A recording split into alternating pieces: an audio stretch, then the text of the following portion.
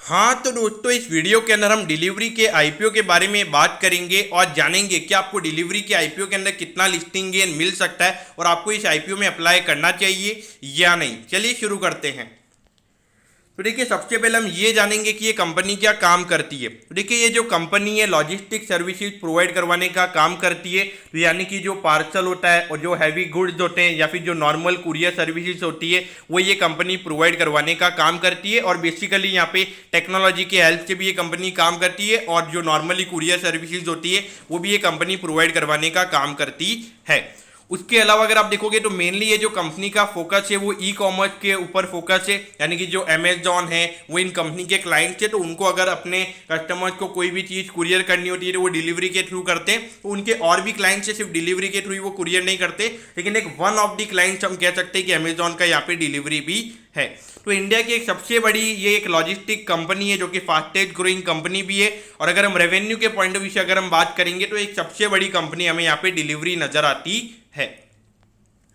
उसके अलावा अगर हम देखेंगे तो कंपनी के कुछ ऐसे टेक्नोलॉजी सिस्टम्स भी हैं जो कि उनको एक अच्छी खासी सर्विसेज प्रोवाइड करवाते हैं। उसके अलावा अगर आप देखोगे उनका जो टेक्नोलॉजी स्टैक है तो वहाँ पे अराउंड 80 एप्लीकेशन है जो उनके सप्लाई चेन प्रोसेसेस में हेल्प करती है।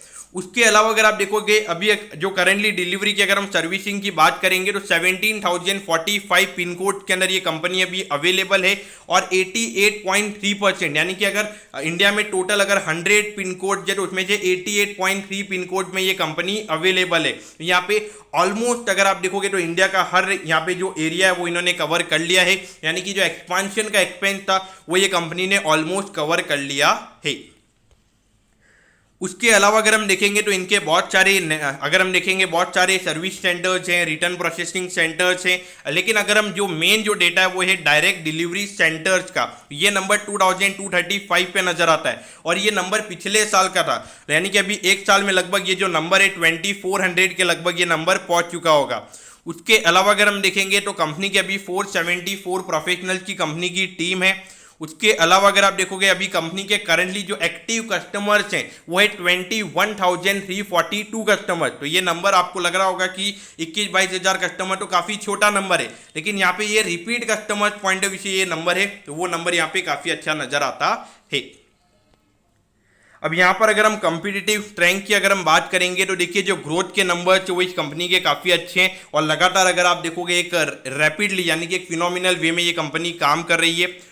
और इनके जो लॉजिस्टिक के अंदर टेक्नोलॉजी के ऊपर भी ये कंपनी फोकस करती है, कैसे इजीली टेक्नोलॉजी का यूज़ करके आप कुरियर कर सकते हो वो ये कंपनी काम करती है। और डेटा इंटेलिजेंस पे भी ये कंपनी काम कर रही है और इनके लॉजिस्टिक में वेराइटी ऑफ सर्विसेज ये कंपनी प्रोवाइड करवाती है। और जैसे जैसे इनका मानना है कि इनके रेवेन्यूज के नंबर ऊपर आएंगे तो इनका एक जो बिजनेस मॉडल है वो एक एसेट लाइट बिजनेस मॉडल हो जाएगा। और अगर हम बात करेंगे तो इनका जो एक एक्सपीरियंस की अगर हम बात करेंगे तो इनकी जो टीम है काफ़ी एक्सपीरियंस और जो एंटरप्रेन्योरियल माइंडसेट है कंपनी का तो वो भी एक काफ़ी अच्छी बात हमें यहाँ पे नजर आती है। तो देखिए यहाँ पर अगर हम देखेंगे तो कंपनी यहाँ पे आईपीओ लेकर क्यों आ रही है, तो देखिए जो आईपीओ का जो पैसा है सबसे पहले तो ऑर्गेनिक ग्रोथ के लिए यूज किया जाने वाला है। यानी कि अपने नॉर्मली बिजनेस में कई ग्रोथ के चांसेस लग रहे होंगे तो वहाँ पे ग्रोथ के लिए कंपनी फंड को यूज करने वाली है। उसके अलावा अगर आप देखोगे तो इनऑर्गेनिक ग्रोथ के ऊपर यहाँ पे कंपनी फोकस करने वाली है। और जो तीसरा यहाँ पे जो रीजन है वो है जनरल कॉर्पोरेट पर्पसेस का है। अब यहाँ पर अगर हम देखेंगे तो जो कंपनी के टोटल एसेट की अगर हम बात करेंगे तो यहाँ पे 406 करोड़ के टोटल एसेट कंपनी के 2019 में थे, लेकिन अगर हम अभी एंडिंग में देखेंगे तो 842 करोड़ के कंपनी के टोटल एसेट थे। यानी कि 2 से 2.5 साल में टोटल एसेट का नंबर यहाँ पे डबल हो चुका है। और अगर हम यहाँ पे टोटल रेवेन्यू की बात करेंगे, पहले कंपनी 169 करोड़ का रेवेन्यू एक पूरे ईयर में जनरेट कर रही थी और भी 9 मंथ में कंपनी ने 491 करोड़ का रेवेन्यू जनरेट कर लिया। यानी कि अगर आप देखोगे 160 करोड़ के लगभग का पर क्वार्टर का रेवेन्यू है। और ये अगर हम इसको ईयर ऑन ईयर बेसिस पे करेंगे तो ये नंबर 640 करोड़ पे नजर आता है। बाकी अगर हम प्रॉफिट आफ्टर टैक्स की अगर हम बात करेंगे तो ये जो नंबर है ये पहले 178 करोड़ का लॉस था कंपनी का, फिर उसके बाद में 26 करोड़ पे हुआ था और अभी 41 करोड़, और उसके बाद में पिछले साल 9 महीने में 29 करोड़ का लॉस था, लेकिन अभी 9 मंथ में कंपनी ने 89 करोड़ का लॉस रिपोर्ट किया है। तो देखिए ये जो बिजनेस है यहाँ पे वर्किंग कैपिटल की रिक्वायरमेंट काफ़ी ज़्यादा रहती है। और जो अगर मैं इसका वीक पॉइंट की अगर मैं बात करूँ तो यहाँ पे सबसे बड़ा नेगेटिव पॉइंट ये रहता है कि अगर डिलीवरी अगर आपको करनी है तो आप ज़्यादा प्राइसेस चार्ज नहीं कर सकते, और नॉर्मली प्राइसेस जितने कम रहते हैं कि वहाँ पे ज़्यादा मार्जिन इस बिजनेस में नज़र नहीं आता है। ये कंपनी एक प्रोफेशनली मैनेज कंपनी है, तो यहाँ पे कोई प्रमोटर्स नहीं है, तो वो एक अच्छी बात हमें यहाँ पे नज़र आती है। तो देखिए ये जो आईपीओ है 11 तारीख को ये आईपीओ ओपन हो जाएगा, 13 तारीख को ये आईपीओ क्लोज हो जाएगा। अगर आईपीओ के प्राइस की बात करेंगे तो 487 का यहाँ पे कट ऑफ प्राइस है, और एक लॉट के अंदर यहाँ पे 30 शेयर्स हैं। और अगर पूरे आईपीओ साइज की बात करेंगे तो 5235 करोड़ का आईपीओ है, जिसमें से 4000 करोड़ का फ्रेश इशू है, यानी कि ये पैसा कंपनी के पास जाने वाला है। कंपनी अपने ऑर्गेनिक और इनऑर्गेनिक ग्रोथ के लिए इसे यूज करने वाली है। अगर ऑफर फॉर सेल की बात करेंगे तो ये 1235 करोड़ का है। तो कुछ जो अपने यहाँ पे जिन्होंने बिजनेस स्टार्ट किया है और वो, उसके अलावा अगर आप देखोगे जो कंपनी के प्राइवेट इक्विटी प्लेयर्स थे तो वो यहाँ पे थोड़ा अपना स्टेक बेच रहे हैं। लेकिन यहाँ पे रिटेल कोटा सिर्फ 10% का है, तो ये नंबर काफ़ी कम है। लगभग अगर आप देखोगे तो 520 या 530 करोड़ का हमें यहाँ पे रिटेल कोटा नजर आता है, तो वो काफ़ी नंबर हमें यहाँ पे कम नजर आता है।